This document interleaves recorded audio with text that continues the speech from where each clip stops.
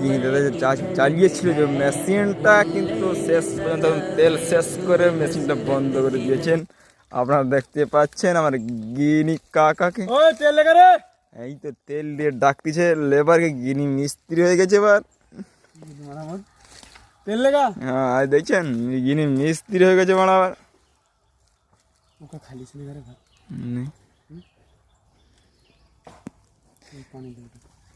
গিনি কাকা আবার জল খাবে জন্য আমি জল আনতে যাচ্ছি বোতল করে। বোতলে জল ভর্তি আছে।